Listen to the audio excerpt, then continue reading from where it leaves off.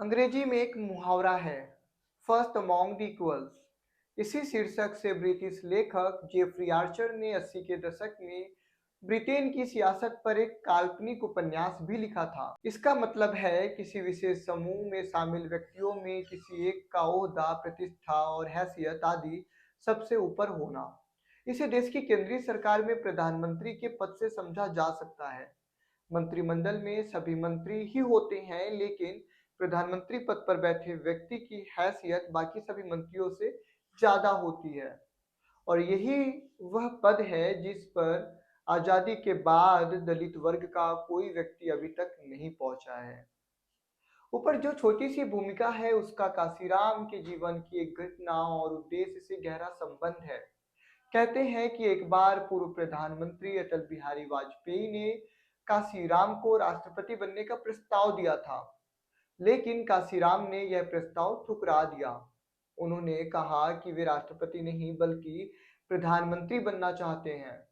जिसकी जितनी संख्या भारी उसकी उतनी हिस्सेदारी का नारा देने वाले काशीराम सत्ता को दलित की चौखट तक लाना चाहते थे।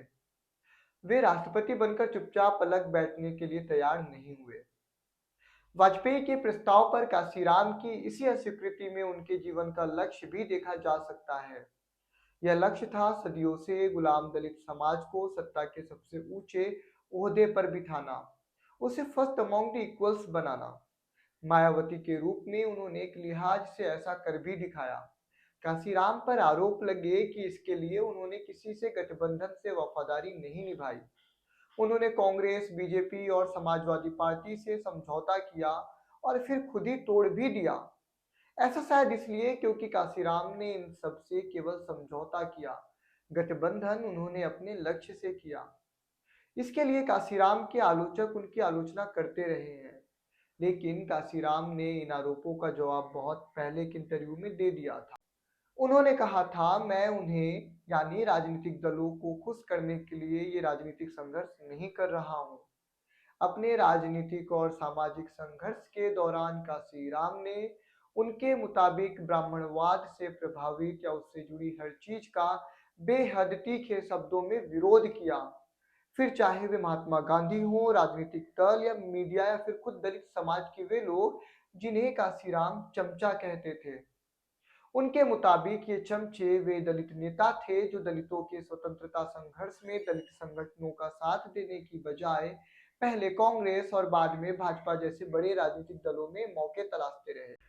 काशीराम और उनकी विचारधारा को मानने वाले लोग कहते हैं कि इन जैसे नेताओं ने दलित संघर्ष को कमजोर करने का काम कामयाबी से किया। अपनी किताब चमचा युग में काशीराम ने इसके लिए महात्मा गांधी और कांग्रेस पार्टी को जिम्मेदार ठहराया है। उन्होंने लिखा है कि अंबेडकर की दलितों के लिए पृथक निर्वाचक मंडल की मांग को गांधी जी ने दबाव की राजनीति से पूरा नहीं होने दिया और पूना पैक्ट के फलस्वरूप आगे चलकर संयुक्त निर्वाचक मंडल में उनके चमचे खड़े हो गए। काशीराम का मानना था कि जब जब कोई दलित संघर्ष मनुवाद को अभूतपूर्व चुनौती देते हुए सामने आता है, तब तब ब्राह्मण वर्चस्व वाले राजनीतिक दल, जिनमें कांग्रेस भी शामिल है, उनके दलित नेताओं को सामने लाकर आंदोलन को कमजोर करने का काम करते हैं। काशीराम ने लिखा है, औजार, दलाल, पिट्ठू अथवा चमचा बनाया जाता है सच्चे खरे योद्धा का विरोध करने के लिए। जब खरे और सच्चे योद्धा होते हैं, चमचों की मांग तभी होती है जब कोई लड़ाई, कोई संघर्ष और या किसी योद्धा की तरफ से कोई खतरा नहीं होता तो चमचों की जरूरत नहीं होती, उनकी मांग नहीं होती। प्रारंभ में उनकी उपेक्षा की गई, किंतु बाद में जब दलित वर्गों का सच्चा नेतृत्व सशक्त और प्रबल हो गया तो उनकी उपेक्षा नहीं की जा सकी। इस मुकाम पर आकर ऊंची जाति के हिंदुओं को वह जरूरत महसूस हुई कि वे दलित वर्गों के सच्चे नेताओं के खिलाफ चमचे खड़े करें। 1958 में ग्रेजुएशन करने के बाद काशीराम ने पुणे स्थित डीआरडीओ में बतौर सहायक वैज्ञानिक काम किया था। इसी दौरान अंबेडकर जयंती पर सार्वजनिक छुट्टी को लेकर किए गए संघर्ष से उनका मन ऐसा पलटा कि कुछ साल बाद उन्होंने नौकरी छोड़कर खुद को सामाजिक और राजनीतिक संघर्ष में झोंक दिया। अपने सहकर्मी डीके खारपड़े के साथ मिलकर उन्होंने नौकरियों में लगे अनुसूचित जातियों, जनजातियों, पिछड़े वर्ग और धर्मांतरित अल्पसंख्यकों के साथ backward and minority communities employees federation यानी बामसेफ की स्थापना की। यह संगठन आज भी सक्रिय है।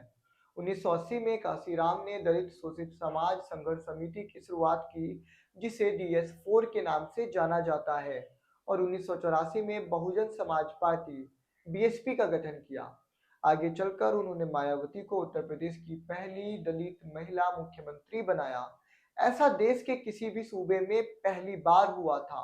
इस पूरे सफर में काशीराम ने लाखों लोगों को अपने साथ जोड़ा। इसके लिए सैकड़ों किलोमीटर साइकिल दौड़ाई और मीलों पैदल चले। ऐसे भी मौके आए जब उन्होंने फटी कमीज पहनकर भी दलितों की अगुवाई की। उन्हें नीली या सफेद कमीज के अलावा शायद ही किसी और रंग के कपड़े में देखा गया हो। 90 के दशक के मध्य तक काशीराम की हालत बिगड़ने लगी थी। उन्हें शुगर के साथ ब्लड प्रेशर को की भी समस्या थी।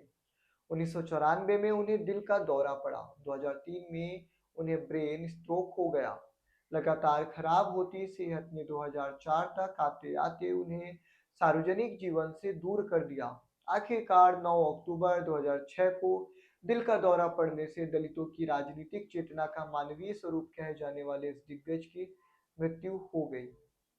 काशीराम ने केवल एक व्यक्ति के लिए कुछ नहीं किया, ये व्यक्ति वे खुद थे।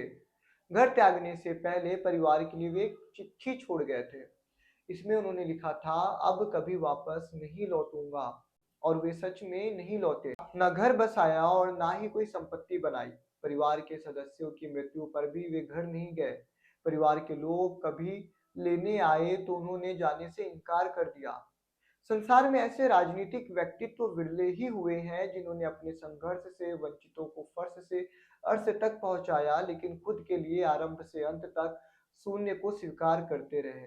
काशीराम ऐसी ही एक मिसाल है। वे सन्यासी नहीं थे, लेकिन बहुत से लोग मानते हैं कि जीवन में कुछ त्यागने के प्रति जो समर्पण काशीराम ने दिखाया, वैसा बड़े बड़े सन्यासी भी नहीं कर पाते। कई मानते हैं कि काशीराम के नहीं होने का सबसे ज्यादा दुख शायद उनके समय में BSP से जुड़े इन कार्यकर्ताओं को होगा, जो पार्टी छोड़ने या उससे निकाले जाने के बाद कहीं और नहीं गए। ये लोग काशीराम का नाम नहीं लेते, आज भी उन्हें मान्यवर या साहब कहकर बुलाते हैं। ये लोग BSP और काशीराम के नाम पर राजनीतिक संघर्ष करने आए थे।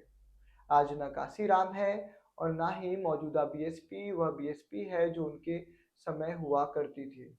नमस्कार, मैं आपके साथ प्रतीक। कैसा लगा आपको आज का यह एपिसोड, हमें ज़रूर बताएं, और इसी तरह ऐसे ही वीडियो एपिसोड देखने के लिए हमारे साथ बने रहें। धन्यवाद।